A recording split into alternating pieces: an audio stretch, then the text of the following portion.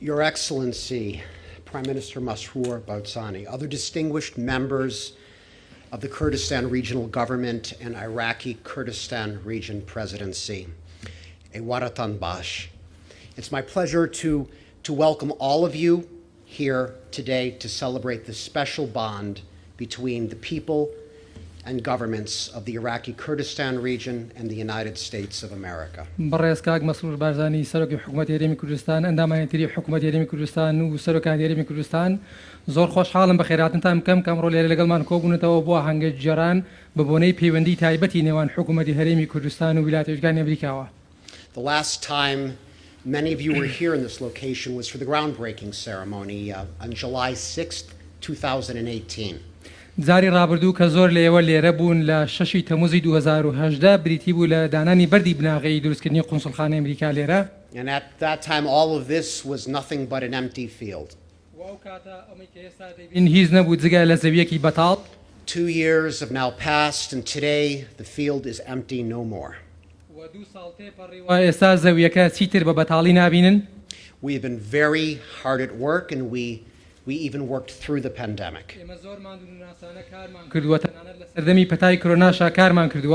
And today we are very proud to say that we have reached an architectural milestone. This morning we finished pouring the very last of the concrete. و زۆر خۆشحاڵم کە بڵێم ئەمڕۆ ئێمە بیناکردنی هەیکەلی قونسوڵخانەمان تەواو کردووە و ئەم بەیانیە دوا بەشی کۆنکرێتمان لێرە دروست کردووە. That means that today, on September 22nd, 2021, we can say, for the very first time, the new consulate is structurally complete. Thank you for celebrating this milestone with us. ئەمە ژمانەوەیە ساتوانین ڕای بگەین ئەمڕۆ 22 ئەیلولی 2021 بۆ یەکەم جار دروستکردن و بیناکردنی هەیکەلی باڵەخانەی قونسوڵخانە تەواو بووە و زۆر سوپاسدان دەکەم بۆ ئەم بۆنە تایبەتە کە لێرە لەگەڵمانە کۆبوونەتەوە. The United States consulate sits in the shadow of the beautiful Safin mountain on this beautiful land. کونسوڵخانەی گشتی ئەمریکا لەسەر ئەم ئەرزە قەشەنگە لە دامێنی شاخی سەفین دەبێت. The consulate is now almost 60% completed, and we are proud that we have been able to provide good jobs to so many people from the Kurdistan region. Over 600 people are working to help us finish this project. ئێستا دروستکردنی باڵەخانەکە نزیکەی لە 160 تەواو بووە و ئێمە زۆر سەربەرزین کە توانیمانە کاری زۆر بۆ خەڵکێکی زۆری هەرێمی کوردستان دابین کەین لێرە بۆ دروستکردنی باڵەخانەکەمان نزیکەی 600 کەس کاریان تیا کردووە. We've now poured over 75,000 cubic meters of concrete, and we've installed close to 10,000 tons of steel beams. 75,000 متر چوارگۆشە چیمنتۆ و نزیکەی 10 تۆن شیشمان بەکارهێناوە. And when the consulate is 100% complete in 2023, it will represent the best in American architecture, engineering, technology, environmental sustainability, and construction. وەکاتێک باڵەخانەی قونسوڵخانە لە 2023 بە تەواوی تەواو دەبێت نوێنەرایەتی هەرە باشترینەکانی ئەمریکا دەکات لە دیزاین و ئەندازیاری و تەکنۆلۆژی و ژینگە دۆستی و بیناکاریدا. The consulate will be LEED certified. LEED certification is the most widely used green building rating system in the world. کونسوڵخانەکەمان بڕوانامەی لیدی دەبێت و بڕوانامەی لید یەکێکە لە هەرە باڵاترین و پڕباوترین سیستەمەکانی جیهان بۆ باڵەخانە ژینگە دۆستەکان.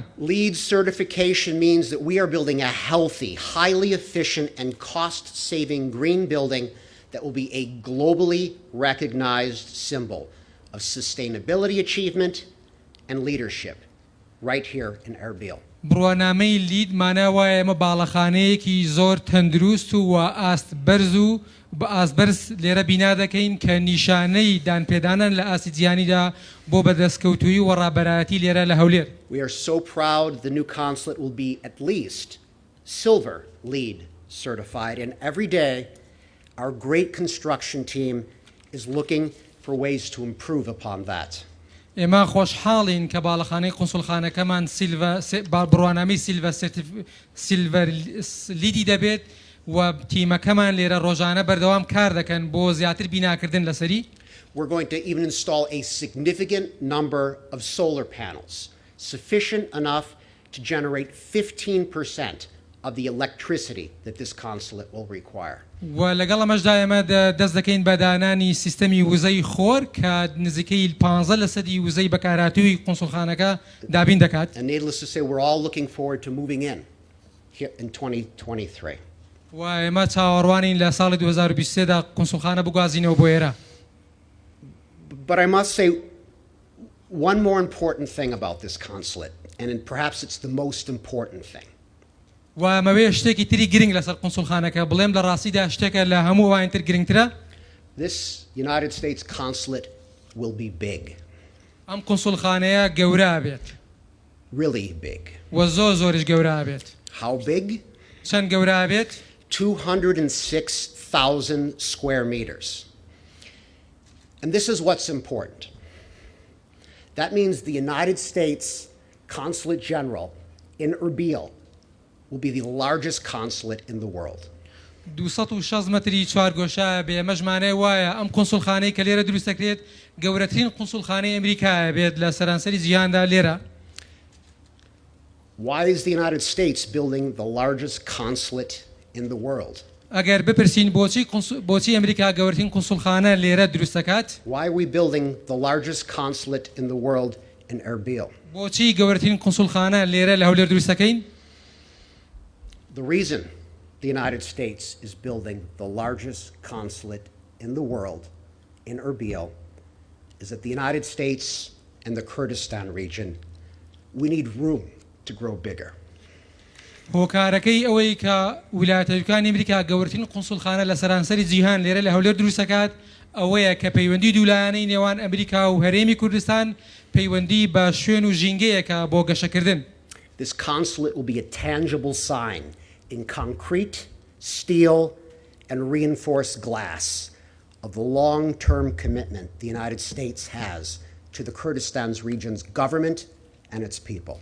ئەم باڵەخانەی قونسوڵخانەیە هەر لە ڕووی کۆنکرێتەکەیەوە و شوشە و ئەو کەلوپەلانەی کە تیا بەکارهاتوون دەبێتە ئاماژەیەکی زۆر بەرجەستە بۆ پابەندی دێشخایەن و دوورمەودای حکوومەتی ویلایەتەکانی ئەمریکا بۆ خەڵک و حکوومەتی هەرێمی کوردستان.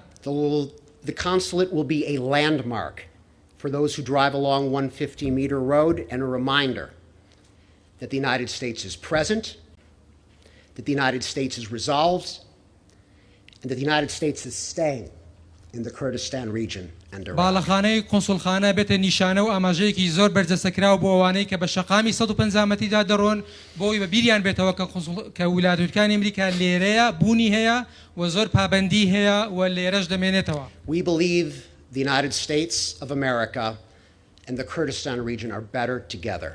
ئێمە پێمان وایە ئەمریکا و هەرێمی کوردستان باشترن کە بەیەکەوە بن. The United States contributes to the stability of the Kurdistan region and Iraq, and we intend to partner with the Kurdistan regional government and its people to build a stronger and more prosperous Kurdistan region within a unified and federal Iraq. بوونی ویلایەتەکانی ئەمریکا هاوکارە لە هێنانەگای سەقامگیری لە عێراق و هەرێمی کوردستان و ئێمە نیازمان وایە کار بکەین لەگەڵ خەڵک و حکوومەتی هەرێمی کوردستان لە بنیادنانی کوردستانێکی بەهێزتر و خۆشگوزەرانتر لە چوارچەوەی عێراقێکی یەکگرتوو و فیدراڵدا. The United States presence in the Iraqi Kurdistan region brings benefits and stability. بوونی ئەمریکا لە هەرێمی کوردستاندا سوودی هەیە و سەقامگیریش لەگەڵ خۆی داهێنێت. And of course, Americans and the people of the Kurdistan region have a special relationship that goes back decades. بەدڵنیاییەوە خەڵکی ئەمریکا و هەرێمی کوردستان پەیوەندێکی زۆر تایبەتیان هەیە کە بۆ چەند دەیە لەوە پێشەگەڕێتەوە. So even as we look forward, it's important to also look backwards and to remember. لە کاتێکدا ئێمە ڕوو لە داهاتوو لە ئاسۆین و پێویستە کات جار سەری ڕابردووشمان بکەین. We will always remember 1991 when the United States and our allies sponsored a safe haven in northern Iraq, where a no-fly zone kept the Kurds and other inhabitants of the region safe. ئێمە هەمووان بیرمان دێ لە ساڵی 1991 ویلایەتەکانی ئەمریکا بە هاوشانی لەگەڵ هاوپەیماناندا ناوچەی ئارام و ناوچەی دژەفرینیان دروست کرد کە بووە پاراستنی کوردەکان و دانیشتوانەکانی تری ئەم هەرێمە. That American safety provided the fertile ground from which a beautiful and autonomous Kurdistan region could grow.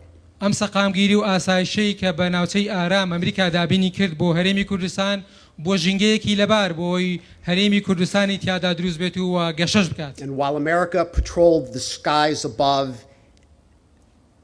over the years that followed, it was the people below in the Kurdistan region that were holding elections, that were setting up their own social services, that were educating their children in Kurdish and other local languages. لە کاتێکدا لە ساڵانی دوای ئەوە کە ئەمریکا ئاسمانی هەرێمی کوردستان بەپاراز ئەوە خەڵکی هەرێمی کوردستان بوون بەردەوام بوون لە ژیان و ئەنجامدانی هەڵبژاردن پێشکەشکردنی خزمەتگوزاریەکان فێرکردنی منداڵەکانیان بە زمانی کوردی و زمانەکانی تری هەرێمەکە. We remember 2005 when Mam Jalal, the first president of post-Ba'ath Iraq, visited President Bush in the White House.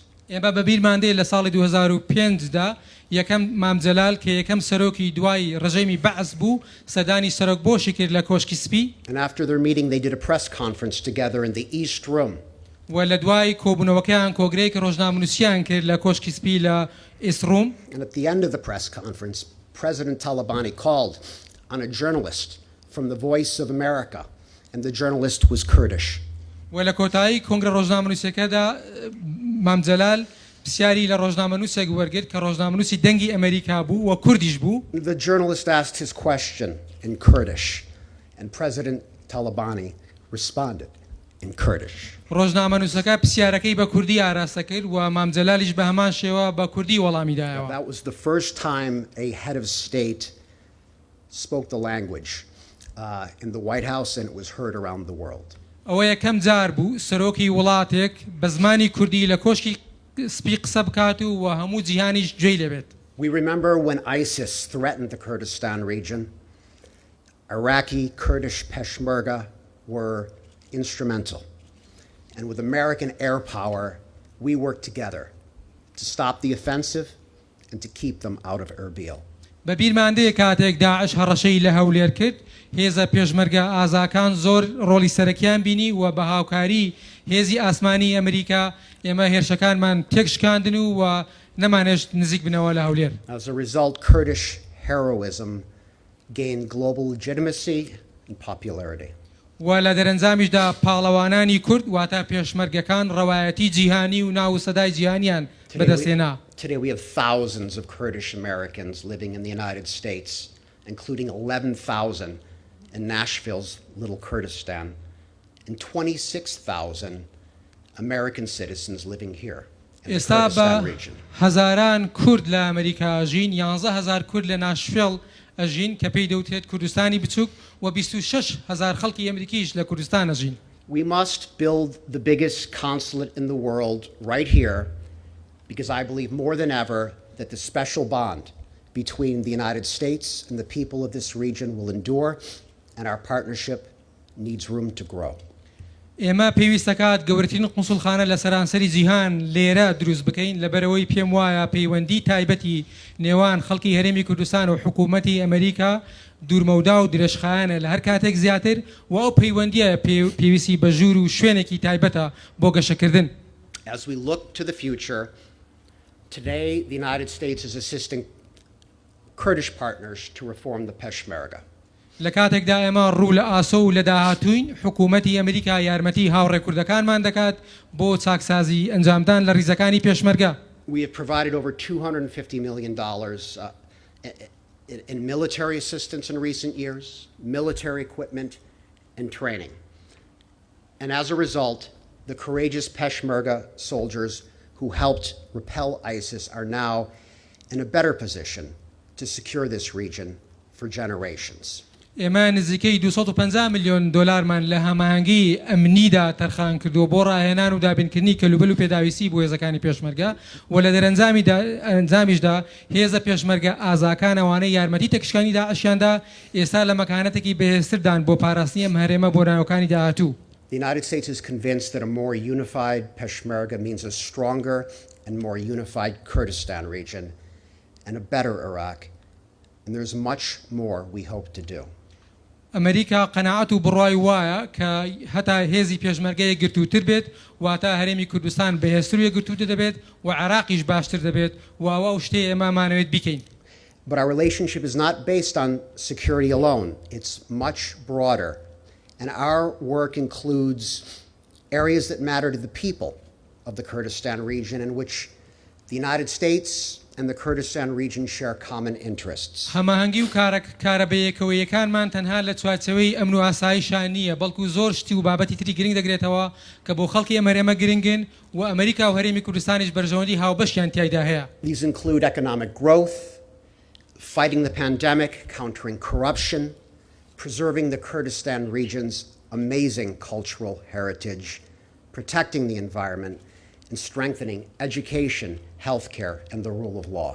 ئەو خاڵانەش کە بەرژەوەندی با هاوبەشمان تیانەیە بریتە لە زیاتر گەشەپێدانی ئابووری ڕوبەڕووبوونەوەی پەتای کۆرۆنا ڕوبەڕووبوونەوەی گەندەڵی و پاراستنی شوێنەوارە کەلتوریە ناوازەکانی هەرێمی کوردستان بەهێزکردنی کەرتەکانی تەندروستی و خوێندن و ژینگە پارێزی و سەروەری یاسا. The United States is the largest humanitarian assistance donor to the Iraqi Kurdistan region and Iraq. Our funding provides shelter, health care, emergency food assistance, services to protect women from violence, and water, sanitation, and hygiene services. حکوومەتی ئەمریکا گەورەترین بەخشەری کۆمەکە مرۆییەکانە بۆ عێراق و هەرێمی کوردستان و کۆمەکانی ئێمە دەبنەوەی دابنکردنی پەناگە و خۆراک و پێداویستە تەندروستیەکان و هەروەها یارمەتی بۆ ئەو ژنانەی کە ڕوبەڕووی توندوتیژی دەبنەوە. The United States stands with the Kurdistan region in the fight against the pandemic. We have donated over 70,000 Pfizer vaccines to the Iraqi Kurdistan region, and we hope to do more. حکوومەتی ئەمریکا شان بەشانی حکوومەتی هەرێمی کوردستان ڕادەوەسێت بۆ ڕەبوونەوەی ڤایرۆسی کۆرۆنا و ئێمە نزیکەی 75,000 ژەمە ڤاکسینی فایزەرمان پێشکەش کردووە و زیاتری ژەکەین. We funded the establishment of an isolation unit for COVID-19 patients in Dahuk. ئێمە کۆمەکمان دابین کرد بۆ دامەزراندنی یەکەی زیاکردنەوەی نەخۆشەکانی کۆرۆنا لە دوهۆک. We donated ambulances to the Kurdistan Regional Government's Ministry of Health. ئۆتۆمبیلی فریاگوزاری و ئیسعافمان دابین کرد بۆ وەزارەتی تەندروستی هەرێمی کوردستان. We gave refrigerator trucks to the Suleimaniya Health Directorate. و هەروە ئۆتۆمبیلی ساردکەرەوەمان بۆ گواستنەوەی داودەرمان بۆ پارێزگای سلێمانی دابین کرد. The United States does this so that the Iraqi Kurdistan region's brave medical professionals can safely give patients the best care possible. ئێمە هەموو ئەوانە دەکەین بۆ ئەوەی کارمەندە تەندروستی ئازاکانی هەرێمی کوردستان بتوانن باشترین چارەسەری تەندروستی بۆ نەخۆشەکانیان پێشکەش بکەن.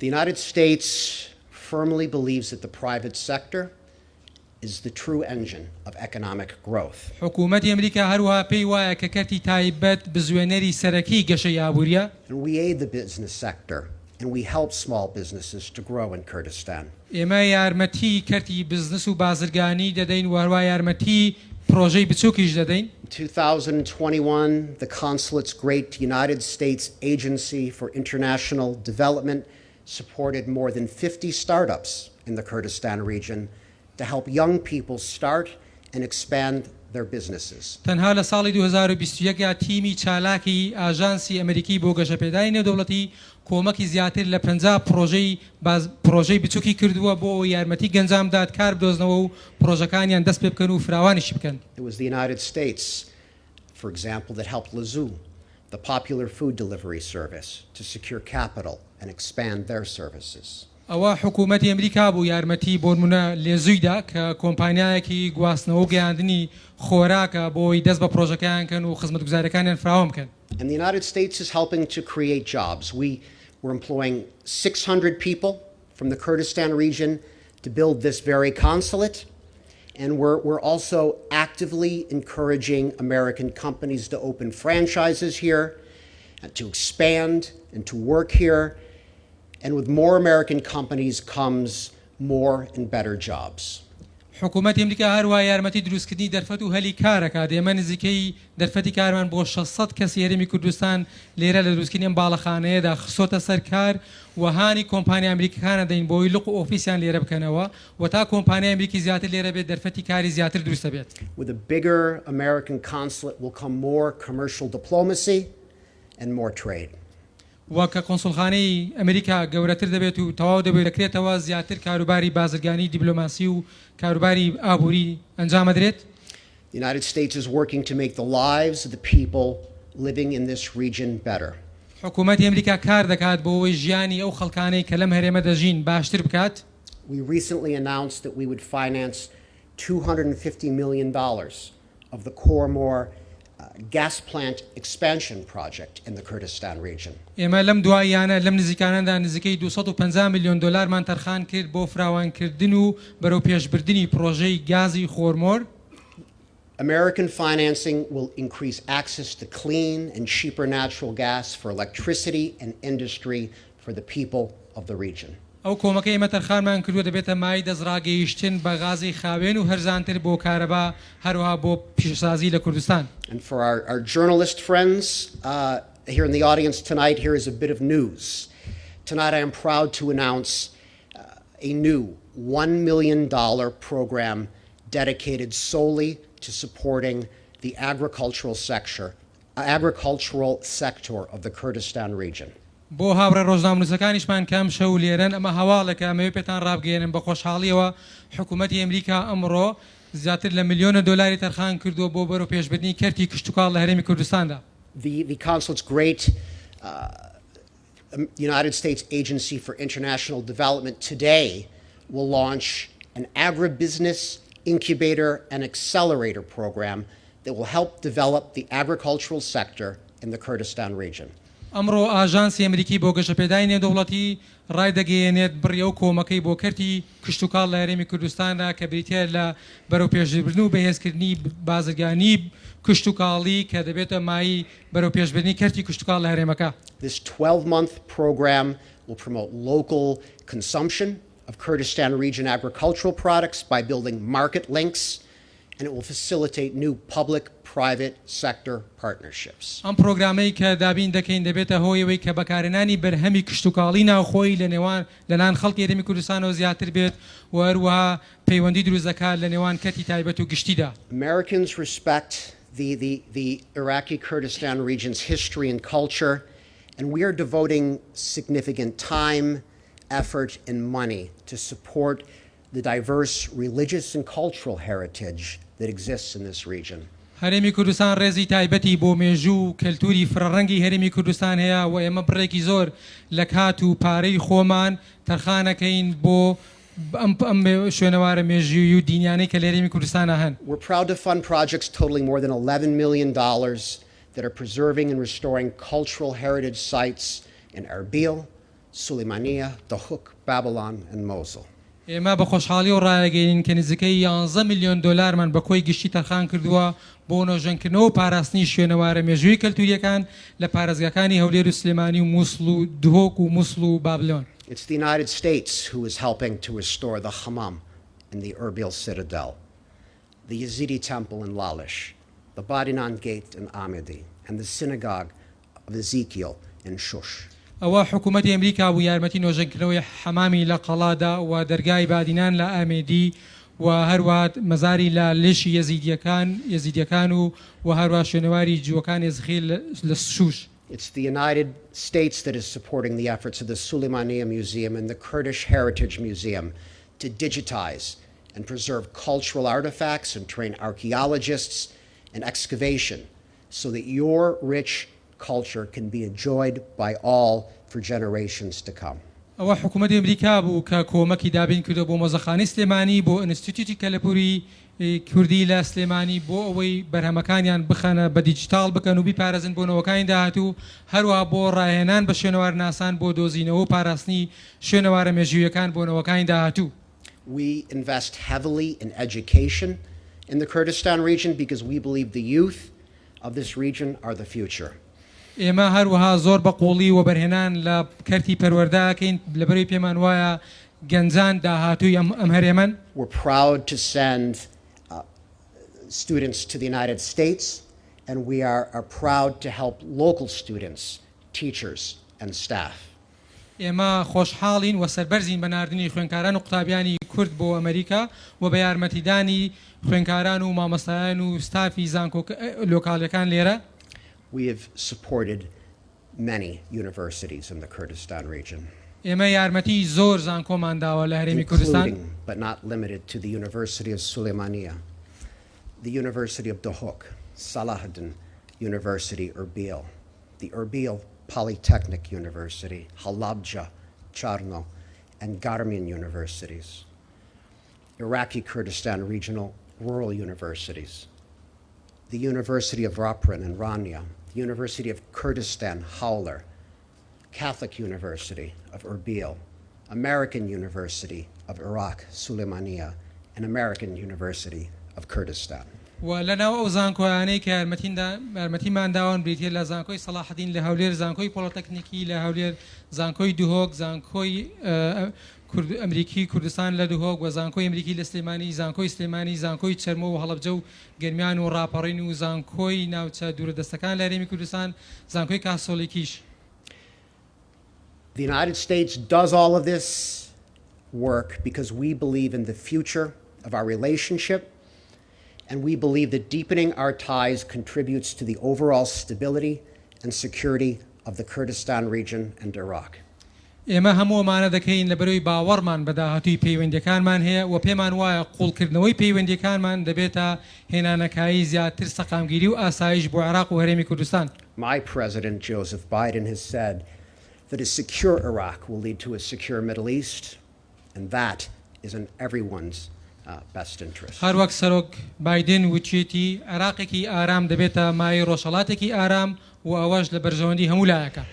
پابەندی وڵایەتە یاگرتوەکان بۆ هەرێمی کوردستان و عێراق زۆر پتێوە و پاشا ڕۆژبان ڕوونەکە. وڵایەتە یاگرتوەکان هەڵبەشێکی متمانە پێکراو دامێنێتەوە بۆ هەرێمی کوردستان و عێراق. In closing, this year marks 10 years since we opened our consulate's doors. لە کۆتاییدا ئەم ساڵ دەیەمی ساڵە کە ئێمە دەرگای قونسوڵخانەمان بۆ یەکەم جار لێرە کردەوە. We've done so much in 10 years. و لە ماوەیەوە 10 ساڵەدا زۆر شتمان ئەنجام داوە. Soon we will open these new, larger doors. و لەم نزیکانەدا ئەم دەرگا گەورە تازەیە ژەکەینەوە. The largest consulate in the world will operate here in Erbil. گەورەترین قونسوڵخانە لە سەرانسەری جیهان لێرە لە هەولێر دەبێت. I know that we will do even more together because the United States and the Kurdistan region are better together. دڵنیام ئێمە توانین زۆر شتی تر بەیەکەوە بکەین لە داهاتوودا لەبەرەوەی ئەمریکا و هەرێمی کوردستان بەیەکەوە باشترن. زۆر سپاس.